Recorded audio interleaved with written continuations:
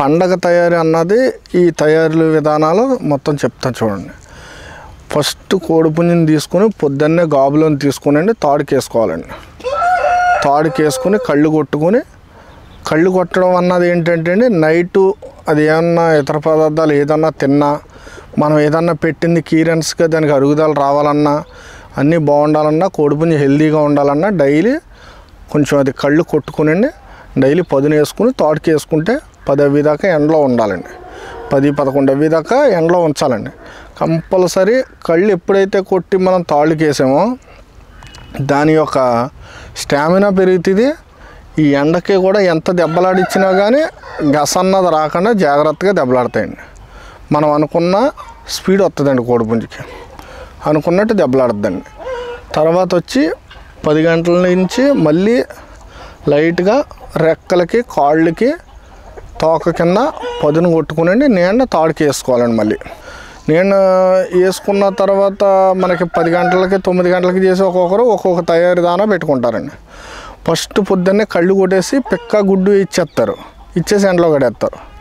అలా కాకుండా అండి మనకి 10 గంటలకి చేసి తాడుకి తీసి నీడ పెడతాం చూడండి. నీడ పెట్టిన టైంలో అన్న పిక్క గుడ్డు కైమా వాళ్ళు ఏదనుకుంటే అది వాళ్ళ తయారీ విషయం. ఒక్కొక్కరు పిక్క గుడ్డు పెట్టుకుంటారండి, ఒక్కొక్కరు పిక్క ఏటమాసం పెట్టుకుంటారండి. ఒక తయారు లడ్డు అని ఉంటుందండి, ఒక 10 రకాల డ్రై ఫ్రూట్స్ అంతా తయారు చేసి లడ్డు ఉంటుందండి. కళ్ళు కొట్టిన తర్వాత పొద్దున్నే లడ్డు వేసి తర్వాత పిక్కలో కైమా వేసి వాళ్ళు ఉంటారండి, లేదు అన్నీ ఒకసారి పెట్టి వాళ్ళు ఉంటారండి. అలా చేస్తారు. ఏదైనా మార్నింగ్ 10 లోపు అన్నీ అయిపోతాయండి, వాటికి పెట్టేస్తారండి.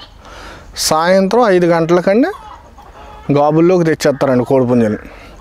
తాడు మీద ఉన్న కోడిపుంజలు అన్నిటిని గాబుల్లోకి తెచ్చేసండి 5 గంటలకి ఎవరన్నా మళ్ళీ సాయంత్రం పిక్కలు పెట్టుకునే వాళ్ళు ఉంటే సాయంత్రం కూడా 1-2 పిక్కలు పెట్టుకుంటారండి. లేదు అనుకుంటే గింజ మేత పెడతారండి. అది 2 విధాలు ఉంటుందండి గింజ మేత. ఫస్ట్లో మనకు బాడీ రావాలి అనుకున్నప్పుడు సోళ్ళు శాతం తక్కువ పెట్టండి, గంటలు పిట్టగంటలు అన్న ఎక్కువ పెట్టి అలా బాడీలు తెప్పిస్తారండి కోడిపుంజలకి. తర్వాత బాడీలు వచ్చేసి ఇంకా తయారీ పూర్తి విధానం తయారీ దిశలో ఉన్నప్పుడు అండి, 12 స్టేజ్లో ఉన్నప్పుడు గంటలు అన్నవి మేపరండి. చోళ్ళు అంటారు, రాగులు అంటారు కదండి, అవి ఓన్లీ మెరుకులు మార్నింగ్ నానబెడతారండి 10 గంటలకి. ఈవినింగ్ బాగా కడిగి అవి మగ్గుల్లో వేసి జాబుల్లో ఉన్న ఒక్కొక్క దానికి ఎంతని పెడతా ఉంటారండి. అవి తిన్న ఒక అరగంట సేపట్లో మళ్ళీ మగ్గులు తీసేయాలండి. మొత్తం తీయకపోతే ఏం చేస్తాయంటే ఆ దాన ఆ ఎత్తమాట చూస్తూ ఉండి మళ్ళీ మనం పెట్టి టైంలో తినమండి, వాటికి దానికి తినాలనిపించదు. అందుకు మనం ఎప్పుడైతే తీసేసామో మనం పెట్టిన టైంలో కూడా స్పీడ్గా తింటుందండి. దాన తీసుకునే విధానం మారుతుందండి. ఇప్పుడు పెడతామండి, పెట్టి పావు గంటకు తీసేస్తామా, తీసేసిన తర్వాత మళ్ళీ దానా గురించే చూస్తుందండి. మళ్ళీ మనం ఎప్పుడు పెడితే అప్పుడు స్పీడ్గా తినే అవకాశం ఉంటుందండి. అందు గురించి మనం పెట్టాక ఒక 1/2 అవర్లో తీసేయాలండి. తీసేసిన తర్వాత బయట జాబులు వేసుకునే వాటికైతే కంపల్సరీ జాబుల్లో దానాలు తీసేసుకుని మొత్తం మగ్గులు అవి కడిగేసుకుని వాటి మీద పట్టా కప్పుకోవాలండి. మంచు గట్ట పడకూడదండి. తయారవి పుంజులకి ఏట్లకి కూడా మంచు దెబ్బ అన్న తగలకూడదండి. కోడి పిల్లలకి తయారు పుంజులకు ముందే మంచు తగలకూడదు. అంటే జలుబు దగ్గు వాటికి ఒక ముడిసి పెట్టినట్టుండి అదొక రకంగా ఉన్న అలా డిమ్ అయిపోతాయండి. కోడిపుంజు శలాకతనం తగ్గిపోతుందండి మంచు పడితే.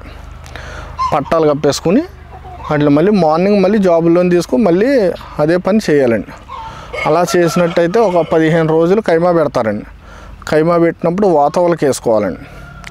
వాతవల కంటే వెల్లుల్లిపాయి, పాత బెల్లం, తోక మిరియాలు, జీలకర్ర ఇవన్నీ ఉంటాయండి. అవి వారానికి ఒకసారి వేయాలండి. కస్తూరి ఉంటుందండి, కస్తూరి తమలపాకులు పెట్టి కస్తూరి వేసుకోవాలండి 10 రోజులకు ఒకసారి.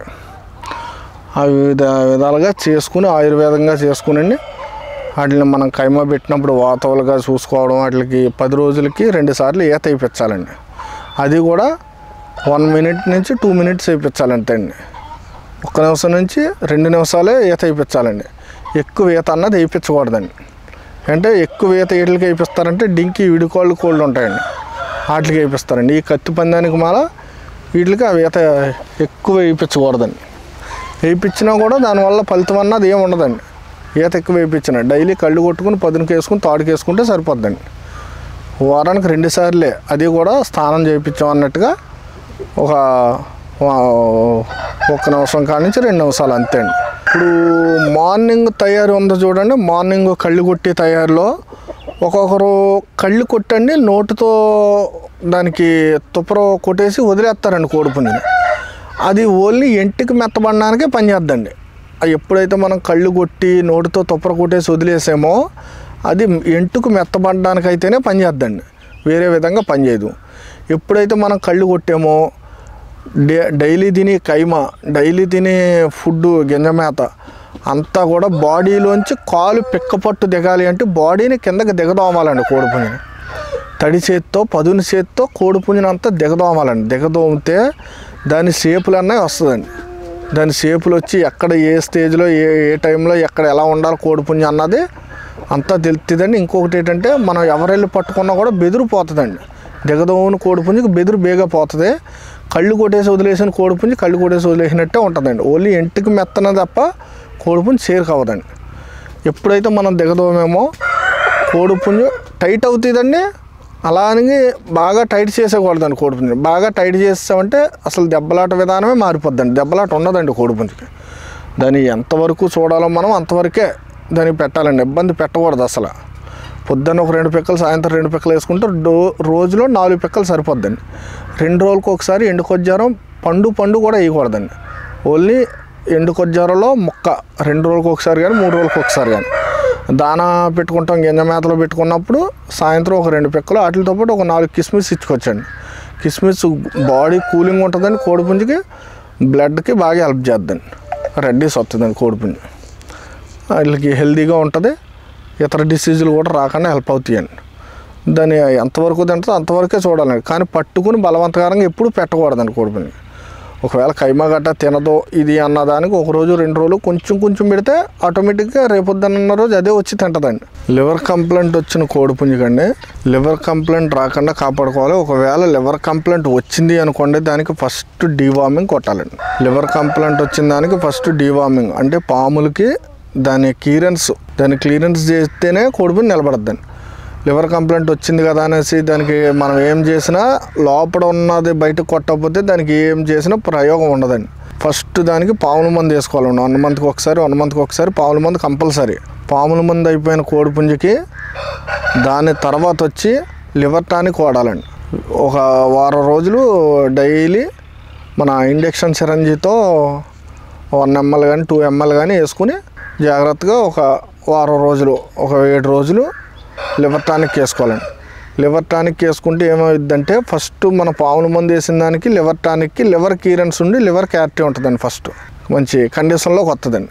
ఆ తర్వాత వచ్చి డైలీ కాల్షియం ఇవ్వాలండి. కాల్షియం వాటర్లో ఇచ్చినా పర్లేదు, వాటర్లో కన్నా డైరెక్ట్ ఇచ్చుకుంటే 1 ml డైరీ వాటర్లో కాకుండా ఇంజెక్షన్ సిరంజితోనే సాయంత్రం టైంలో ఒక దానా పెట్టి 1 గంట ముందు కాల్షియం ఇచ్చుకొని 1 గంట తిరగనిచ్చి తాడికి అప్పుడు దానా పెట్టుకోవాలండి. దానా పెట్టుకుంటే అది ఏం చేస్తుందంటే కాల్షియం బోన్ పవర్కి బాగుంటుందండి. బోన్ పవర్, బ్లడ్, మన కాళ్ళు పట్లు రాకుండా కోడిపుంజి హెల్తీగా పనిచేద్దండి. బాగా హెల్తీగా పనిచేసినప్పుడు గింజ కూడా మనం పెట్టిన వెంటనే కూడా స్పీడ్గా తింటుందండి. లివర్ టానిక్ ఈ డీవార్మింగ్ ఎప్పుడైతే అయిపోయిందో గింజ స్పీడ్గా తింటుంది. అది హెల్తీగా ఉంటుంది. ఎప్పుడు కూడా డల్గా ఏదో పోగొట్టుకున్నట్టుగా కాకుండా డల్గా లేకుండా అది ఒక యాక్టివ్గా ఉంటుందండి. మెయిన్ పాయింట్ యాక్టివ్గా ఉంటే సురుకుదనం ఆటోమేటిక్గా వచ్చేద్దండి దానికి.